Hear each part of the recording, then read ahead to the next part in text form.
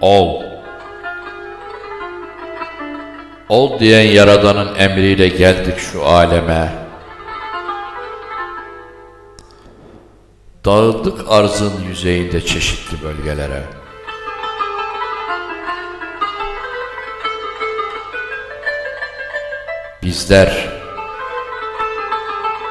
Bizler yüce Yaradan'ın en şerefli mahlukatları kılınmadık mı?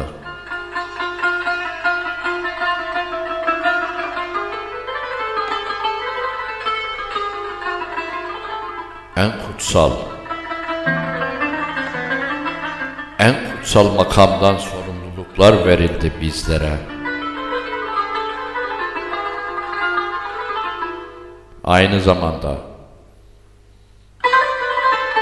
Aynı zamanda benlik ve nefis denilen iblis ile sınav veriyoruz yaşamımızda.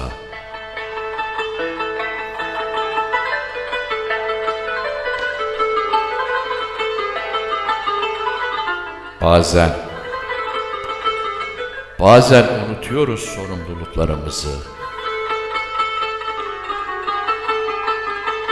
Dalıyoruz yalan dünyanın cafcaflı zevklerine.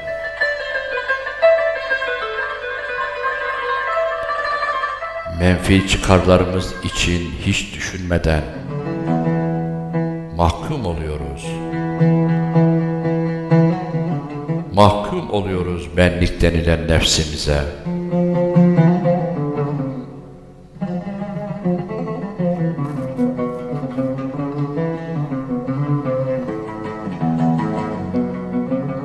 Duyarsız oluyoruz tüm sevdiklerimize karşı.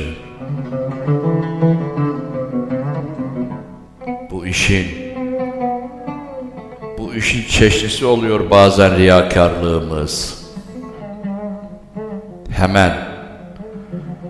Hemen unutuyoruz bu alemde fani olduğumuzu. Nefsimizin esiri olarak yaşıyoruz zevk ve sefayla.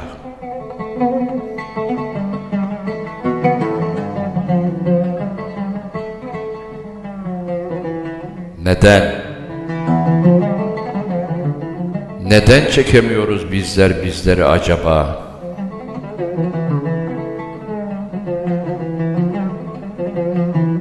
Bu kadar mı mahkum olduk? Bu kadar mı mahkum olduk nefis denilen benliğimize?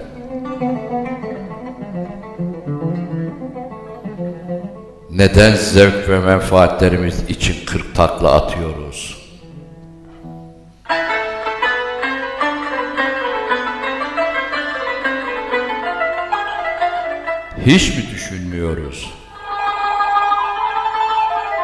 Hiç mi düşünmüyoruz yaratılanların en şereflisi olduğumuzu?